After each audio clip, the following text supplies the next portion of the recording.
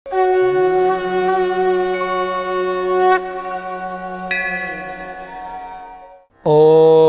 क्रीं महाकल्यै नमः।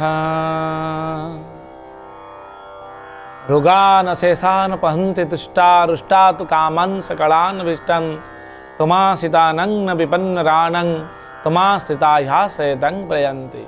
नमस्कार दर्शक बंधु, जय जगन्नाथ। मु आपण मानंगर ज्योतिर्विद वास्तुविद डॉक्टर श्रीवत्स खड़ीरत्न आज आपण मानंको स्वागत जनाउछि आज सप्तांग को।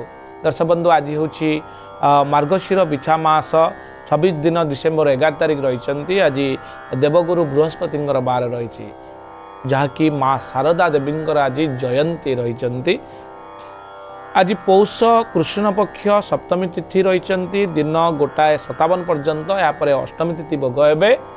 आपणकर पूर्वा फाल्गुनी नक्षत्र रोचंती रात्र 3:55 पर्यंत। सिंह राशि रे चंद्रमा अवस्थान करुछंती 60 दंड अर्थात अहोरात्र रहिबे। विष्कुंभ जोग रहिछंती दिन 11:40 पर्यंत। बबकरण रहिछंती।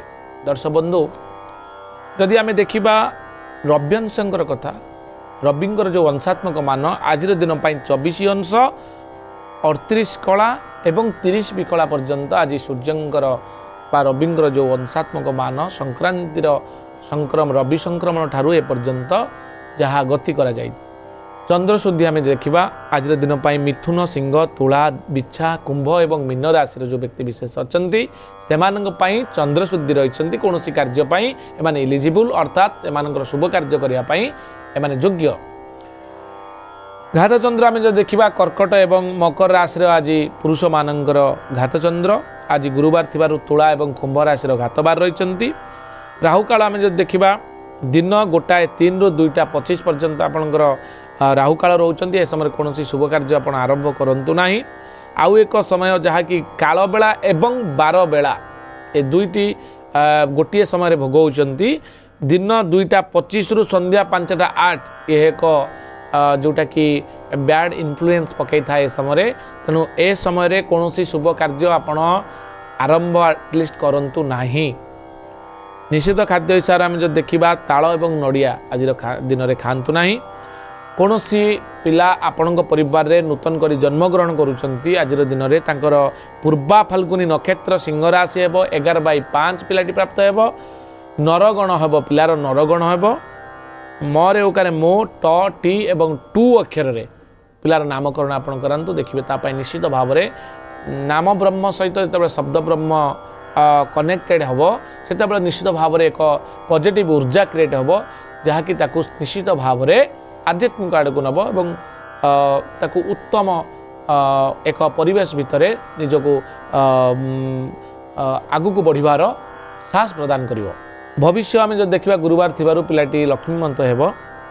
पुष्कर आम जो देखा आज मृते आपणकर दिन 1:57 मध्य अर्थात 1:57 भितर जदि कौन लोक आज दिन में मृत प्राप्त होती एवं रात्र 3:55 ରୁ एकपाद पुष्कर दोष लगुच। गोपशु गोत्र संपद नाश होवार संभावना थिबारु अन्नादि तिलकांचन दान करी कौन ज्योतिर्विद बा ज्योतिषी बा आपणकर जो माने दैव्यज्ञ ब्राह्मण अच्छा से परामर्श क्रमे यार प्रतिकार विधान करी जो पुष्कर शांति होम कर्म अच्छी आपण करेंगे। एबे आमे जानिबा मेष राशि रु मीन राशि पर्यंत सम्यक चंद्रकुंडली अनुसार सूचना।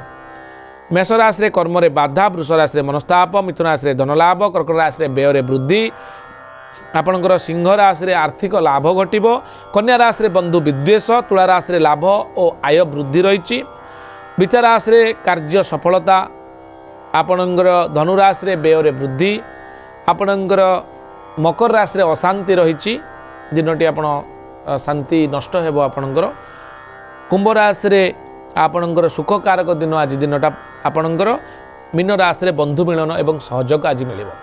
इतला संपूर्ण सूचना आज पई एतिक। दर्शक बंधु पुणी देखा आसंता काली आज सप्तांग। नमस्कार, जय जगन्नाथ।